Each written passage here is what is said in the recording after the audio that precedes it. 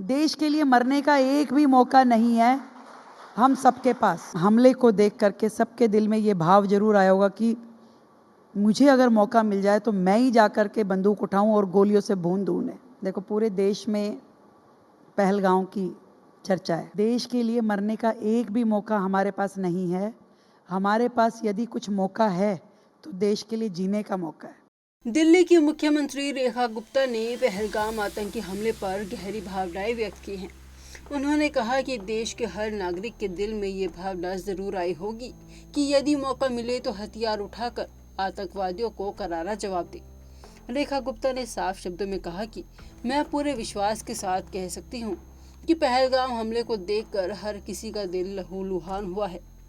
गौरतलब है कि 22 अप्रैल को पहलगाम में हुए इस आतंकी हमले में 26 निर्दोष पर्यटकों की जान चली गई थी, जिसने पूरे देश को झकझोर दिया। दिल्ली के विकास के एजेंडे पर बात करते हुए मुख्यमंत्री ने कहा कि उनकी सरकार बुनियादी ढांचे को सर्वोच्च प्राथमिकता दे रही है। उन्होंने कहा कि दिल्ली को हर महीने में अपडेट करना है ताकि दुनिया में इसकी एक नई पहचान बने। रेखा गुप्ता ने पिछली सरकारों पर निशाना साधते हुए कहा कि यमुना नदी का समाधान अब तक नहीं किया गया, लेकिन उनकी सरकार इस दिशा में ईमानदारी से काम कर रही है। रेखा गुप्ता ने दिल्ली वासियों से वादा करते हुए कहा कि राजधानी की हर समस्या का स्थायी समाधान किया जाएगा। उन्होंने कहा कि मैं झूठे वादे नहीं करूंगी। यमुना की सफाई पर काम हो रहा है और दिल्ली के लिए 100 साल का रोड मैप तैयार किया जा रहा है। जब उनसे पूछा गया कि वह दिल्ली के नागरिकों से क्या अपील करना चाहती हैं, तो मुख्यमंत्री ने भावुक अपील करते हुए कहा कि दिल्ली को अपना शहर समझिए। जैसा व्यवहार हम विदेश में करते हैं वैसा ही अपने शहर के लिए भी करें। सड़क पर नियमों का पालन करें, सफाई रखें और जिम्मेदारी निभाएं। रेखा गुप्ता का संदेश साफ था, अगर हम मिलकर जिम्मेदारी से पेश आएंगे तभी दिल्ली सच में सुंदर और गौरवमयी बन सकेगी। मुझे हमेशा से ये लगता है, देखो, पूरे देश में पहलगाम की चर्चा है, मैं उससे जोड़ती हूँ इसे।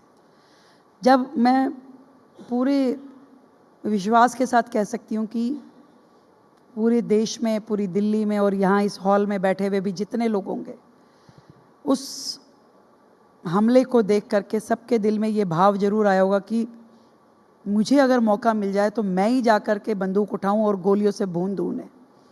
ऐसी देशभक्ति, ऐसा देश के प्रति प्यार सबके अंदर है। हर व्यक्ति सोचता है मुझे मौका मिले तो शायद मैं कुछ कर पाऊं, पर मैं आपको विश्वास से बता सकती हूँ किसी को मौका मिलेगा ही नहीं,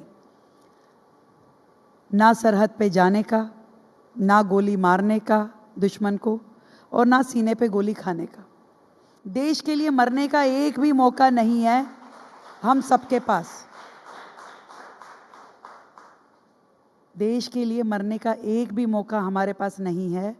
हमारे पास यदि कुछ मौका है तो देश के लिए जीने का मौका है। और अपने लिए जीते हुए, अपना व्यापार, रोजगार, नौकरी करते हुए हमें जरूर अपने देश के लिए सेंसिटिव होना पड़ेगा। अपनी रिस्पॉन्सिबिलिटीज को